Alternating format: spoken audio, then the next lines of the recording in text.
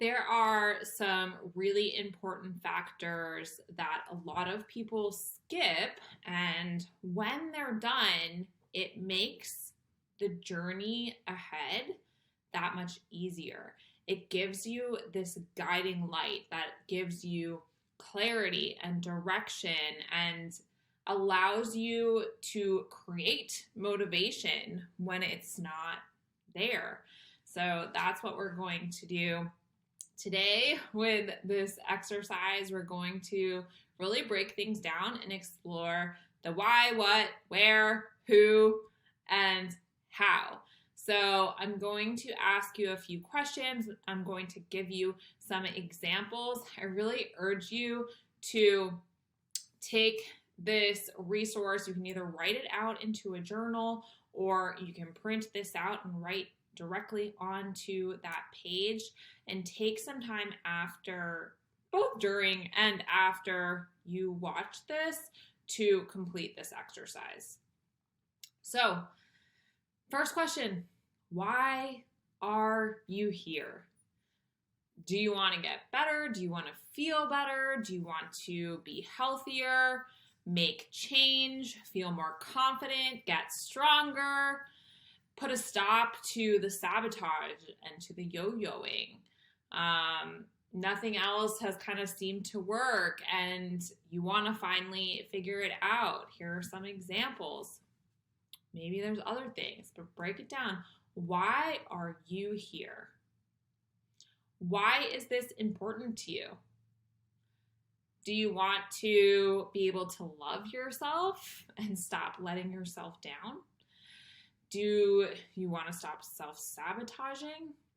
You want to start living or even thriving versus just feeling like you're surviving? Do you want more for yourself and your family? You want to be a better role model for your kids? You want to be able to create a life and a version of yourself that you love? Why is this important to you? Why now? Why is this important for you to do now? You've put it off long enough. You're maybe starting to notice that your kids are struggling with things that you don't want them to, like their body, their food, their confidence level. Your health is at risk. You can't participate in the activities you want to. You maybe want to start a family. You don't want to let yourself down one more time. Why now? Why is it important for you to start this now? What do you hope to gain? Move this way. You want to gain confidence, confidence in your body, confidence in your ability. You want to gain strength, trust in yourself, and trust in the decisions that you make.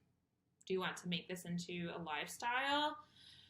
Change your body composition, make mindset shifts, feel more in control, feel less stress. What do you hope to gain? What are your expectations? This one is huge. Sometimes our expectations actually are the things that hold us back.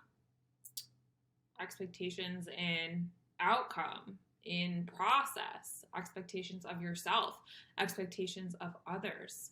Start laying out what these things are. Are you expecting perfection? Are you expecting yourself to not make mistakes? That will likely hold you back, and it's something that you can approach. Are you expecting this to be easy? You may say no here. However, I encourage you to dig deeper, because sometimes it really seems like this is a simple, easy thing. People make it seem like, you know, you do this for 30 days and your life is going to be changed forever. That expectation isn't necessarily realistic, right? Are you expecting others to make the choices for you? Are you expecting me to tell you exactly what to do for yourself and what the best move for you is in every single moment of life? Or are you expecting that, this may be a little bit hard? Are you expecting that, hey, I need to make decisions for myself? Are you expecting that you need to show up and do the work? Are you expecting that if you want this to be a lifestyle change, it needs to be a lifelong thing? Challenge any of the expectations that you have and create realistic ones for yourself. I encourage you to just kind of brain dump and write out all of the expectations that you have there. Don't hold yourself back, because if the expectations are unrealistic and they don't align, then you're going to hit a lot of struggle. So write them out and then challenge them and create more realistic ones for yourself. Where will you be if you choose to put in effort and continue to show up with persistence? Where will you be if you choose to quit or allow fear and emotion to drive? Be specific as much as you can, and also you can totally be general here. You may have very specific goals that you're working on that you will achieve when you choose to put an effort and continue to show up with persistence versus trying to be perfect. You may choose things like, I will be a better person. I will create these certain changes for myself. I'll be more confident. But go through this and write out the specific things and also the general things. And then again, what happens if you quit? Where will you be if you choose, because that is your choice, and if you do it, to quit, to not show up, to allow your fear and your emotions to drive? Fear and emotion can be there. They can be passengers. When you allow them to drive, then you are giving up your control. So where will that lead you? Who is the most important person in your life? I hope it's you. It better be you. If it's not, then honestly, anything that you want to work on will be that much harder. Other people may be very important people in your life. Maybe you named your spouse or one of your family members or a kid or a friend, or maybe that's the first thought in your mind. I'm not saying that those people aren't top important people in your life. You need to choose to be the most important person in your life in order for these following steps to be the most effective.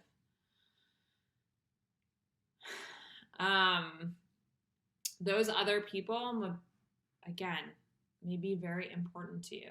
I hope that they are. When you choose to be the most important person in your life, you're also letting these other people be important to you.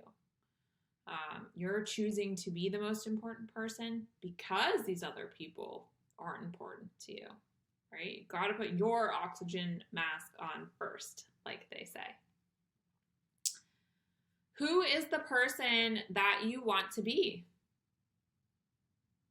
What do they prioritize? What do they value? What do they do? What do they identify as?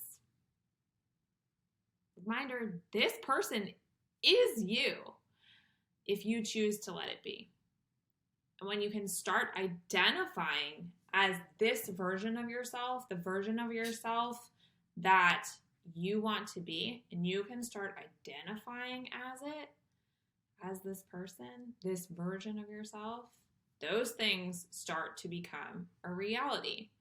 So instead of saying things like, you know what, the person I want to be is fit and healthy, and that person, you know, they exercise, they eat well, they do XYZ. Instead of that, I am a fit and healthy person. I exercise and move my body regularly. I eat balanced meals. I do the things that support me even when it feels hard. Write out all of these things. The person you want to be. What do they prioritize? What do they value? What do they do? Who do they identify as? And then start writing out these things as you, saying them and thinking them and doing them. Because who is responsible for making this happen? You. You are the common denominator in your life. Only you can truly make these things happen. Having support, having external accountability, they're huge. And nobody can do it for you. And honestly, even if they could, even if you could take a pill and just have something done, that magic pill that everybody wants that we know doesn't exist, even if you could take that pill, even if someone else could do it for you, it actually wouldn't be as cool for you. It wouldn't feel as good. If you just like tomorrow woke up in the body that you're thinking you'll be most confident in, you actually won't be confident because you haven't done all the steps to get there. So remember that you are responsible for making this happen, and bring it back to that. Practicing radical responsibility is a game changer. If you can bring everything that happens in life back to you and what you are responsible for with compassion, that is a game changer. And then finally, how can all of these things happen? This may feel overwhelming for you. I totally get that. However, just start setting some small, specific goals, systems, habits. Start making commitments to yourself and following through. Every little small thing that you can do that moves that needle, that makes you take that one step is still a step forward. Start changing your language. Start challenging your beliefs. Show up even when you don't want to. Create and follow a morning routine and a bedtime ritual. Drink water before you drink coffee. Make a commitment to walk every day. Doesn't matter how long. Just walk every day. Don't let perfect be an option. Allow yourself to make mistakes and allow yourself to learn from them. Eat protein with each meal. Tune into things versus tuning out. Take responsibility versus blaming. All of these things, no matter how small, are how these things happen. All of these things happen. All of these things happen. So, this is something that I urge you to continue to come back to. And when you start off from where you are right now in your journey and looking forward to where you want to go, doing these things is going to give you a big push forward and allow you to push yourself forward when things do feel hard.